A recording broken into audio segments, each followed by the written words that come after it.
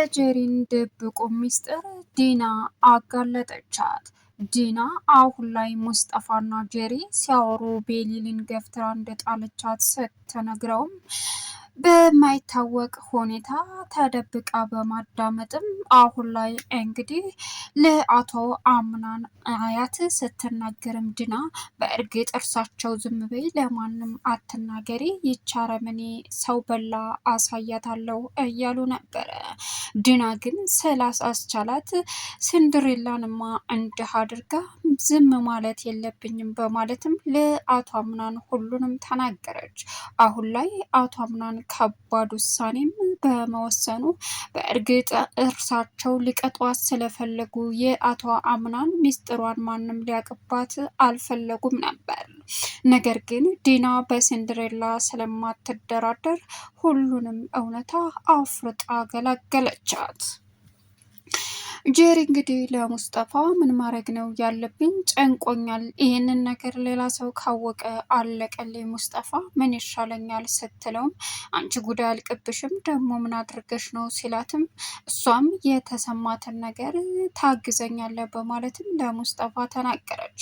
ሙስጠፋ ምን እውነት ያደረግሽው ይህንን አንቺ ነሽ? አንቺ አረመኔ ነገ ጧት እኮ እኔንም ትገልኛለሽ ሲላትም እባክህ ሆን ብዬና ፈልጌው አይደለም ስትልም ምንም አይነት ማስተባበያ አይጠበቅብሽም። አንቺ ይቺ ምስኪን ልጅ ምን አደረገችሽ? ምን አይነት ተፈጥሮ ነው ያለሽ? አንቺ አረመኔ ጨካኝ እያለም እንዳይሆን አደረጋት። በዚህን ሰዓት ዲና ሁሉንም ድብቅ ሚስጥር ሲንድሬላን እንዲህ ያደረገቻት ጄሪ ናት በማለት ስትናገርም የአቶ አምናን አክስት አያትም እንግዲህ የመጨረሻ ውሳኔያቸው ከባድ ነበረ።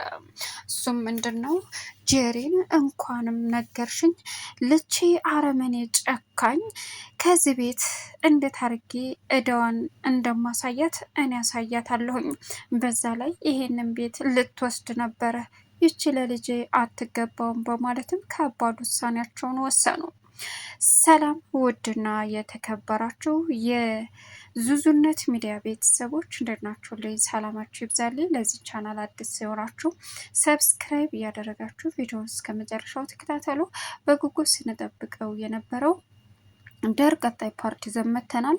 እንግዲህ በሚያሳዝን ሁኔታ ቤሊል በህይወት ተርፋ ወደ ቤት ብትመለስም የአእምሮ ማስታወስ ችግር ከባድ እንደሆነም ግልጽና ግልጽ ነው። አሁን ላይ ለብዙ ጊዜያት ቤሊል ማስታወስ እንደማትችልና ምንም ነገር ያለችበት ሁኔታ አዲስ እንጂ የምታውቀው ነገር እንደሌለም ለተደጋጋሚ እየተናገረች ነበር። በእርግጥ ቹኒያ እመኝኝ፣ እኔ እዚህ ቤት ብዙ ጊዜ ቆይቼ ሁሉንም ነገር ባላውቅም አንቺ ወደ ነበርሽበት እንድትመለሽ አደርግሻለሁ ስትላትም እሷም እሽ ብላ በመስማማትም እንግዲህ ቹኒያ የተፈጠረውን ነገር በሙሉ እሷን እያስረዳች ወደ ነበረችበት ለመመለስም ጥረት እንደምታደርግ ግልጽ ነው።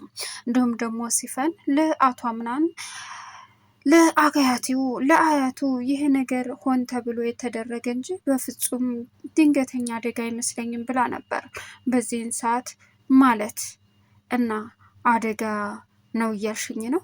አዎ አሀ ወይዘሮት ሜርሲ ካለችበት ይህ የመጨረሻዋ ነው፣ አሳያታለሁኝ እያሉ እንግዲህ አያትየዋ መብሰልሰል ጀመሩ። ነገር ግን በተቃራኒው ጄሪ መሆኗን ሲሰሙ የመጨረሻ ተበሳጭተው ከጄሪ ላይ ትልቅ ውሳኔያቸውን ወሰኑ።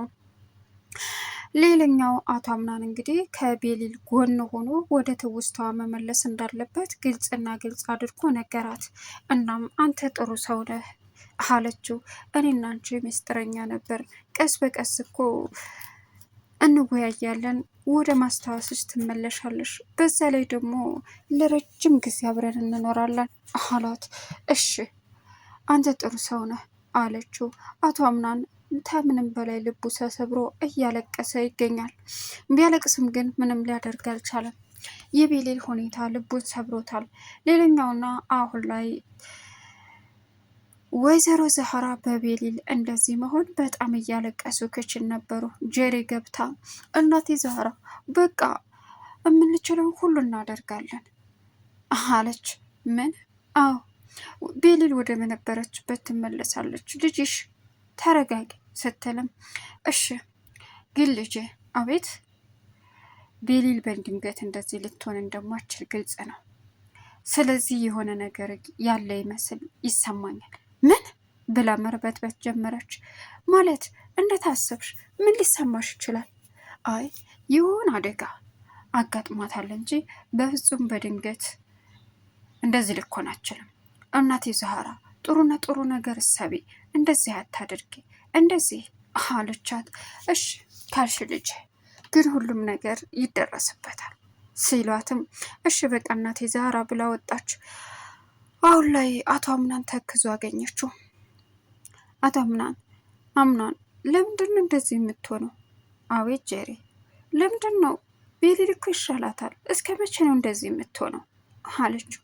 እንዴ የተጎዳችው እኮ እሷ ናት። ብዙ ነገር የሆነችው እኮ እሷ ናት።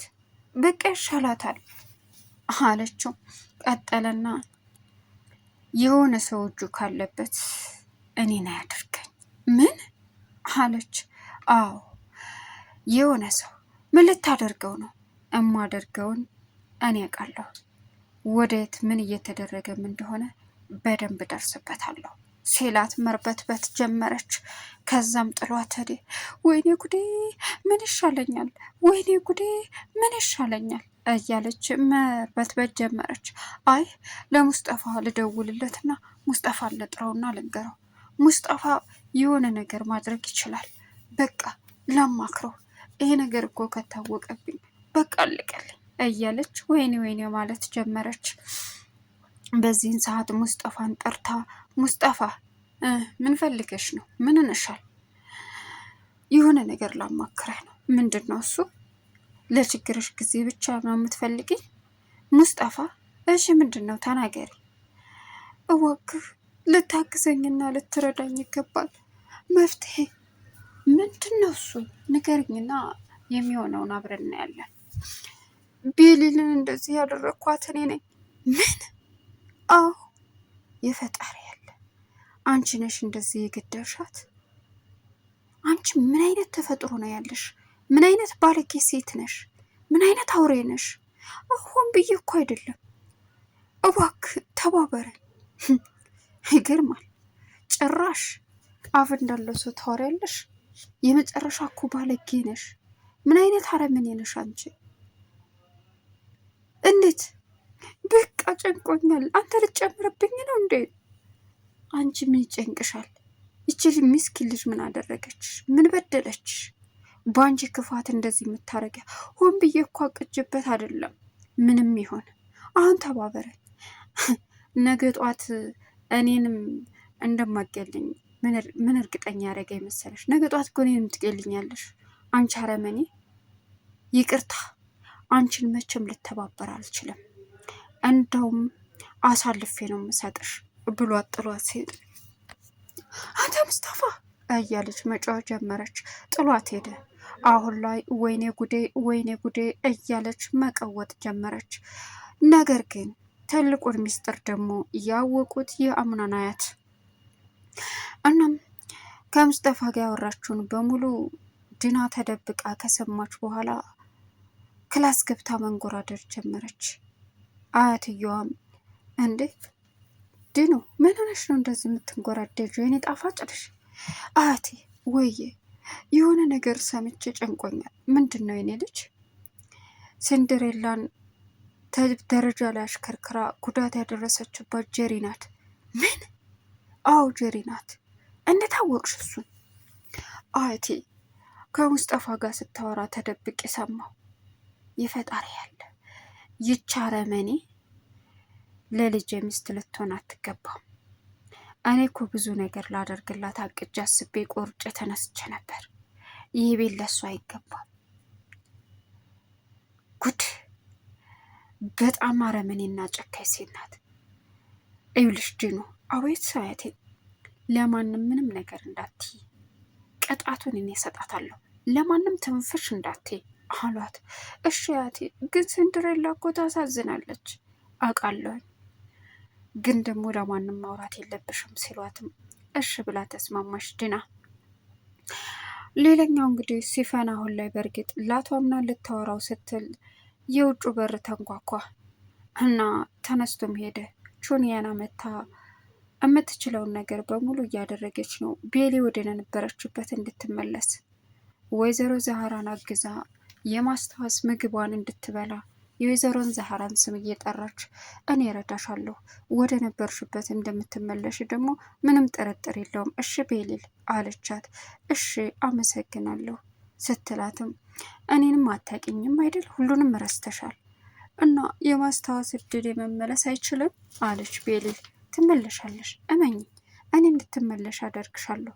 እዚህ ቤት ያሉ የኖርሽ እንዴት እንደሆነ ብዙ ባላቅም ግን አንዳንድ ነገሮችን አስታውሻለሁ አለቻት። እሷም እሺ አለች። ወይዘሮ ዛህራ የሰራችልሽን ምግብ በጣም የምትወድሽና የምትሳሳልሽ ለአንቺ ብዙ ነገር የምትሆን እናት አለችሽ አለቻት። እሺ አለች። ወይዘሮ ዛህራም አሁን ላይ እንግዲህ የልጃቸው የቤሊል ትውስታ አለመመለሱ እጅግ በጣም እያሳዘናቸው እያለቀሱ ይገኛሉ። አቶ አምናንም እንደዛው። ሌላው ሜርሲያ አሁን ላይ ምን አደረገች? ከአቶ አምናን የድርጅቱ ስራ የሚሰራው ሜሊክ ጋር በመሄድም አልሆነ ቦታ መጥፎ ቦታ ወስዶ እያስጨነቃት ይገኛል።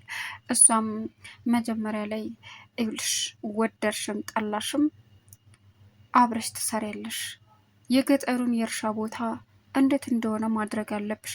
ምን? እኔ እኮ እንደዚህ አይነት ስራ ሰርቼ አላውቅም፣ ለሌላ ሰው አሰሩ፣ ምን እያልክ ነው አለችውም። ሜሊክም ይኸውልሽ ስርዓት ይኖርሽ፣ አልበለዛ ሌላ ችግር ነው የሚፈጠረው። አርፈሽ ብትቀመጭና ተስማምተሽ ብትሰሪ ነው። እኔ እኮ ማለቴ ይህን አይነት ስራ ሰርቼ ስለማላቅ ከባድ ስለሚሆንብኝ ነው። ምንም ይሆን አርፎሽ መቀመጥና መስራት አለብሽ። አንቺ ሂደሽ ስሪ አልተባልሽም፣ በሌላ ሰው እያላላክሽ መስራት አለብሽ። በቃ እሺ በቃ አለችና እንደማይለቃት ስለምታቅም በቃ ተስማምቻለሁ አለችው። በዚህን ሰዓት አቶ አምናን ከክላሱ ከጀሪ ጋር ተኝቶ መጥፎ ህልም አየ። ጀሪ በሌሊቱ ጨርቋን አከንፍፋ በደረጃ ላይ እየወደቀች ታየው።